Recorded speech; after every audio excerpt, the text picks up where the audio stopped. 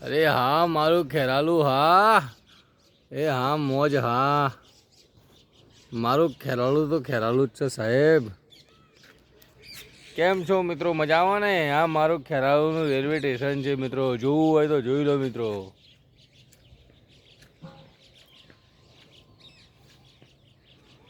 કેવું છે મારું ખેરાલુનું રેલવે સ્ટેશન મિત્રો બોલું જો. ગમે તો લાઈક અને સબસ્ક્રાઈબ કરજો મિત્રો.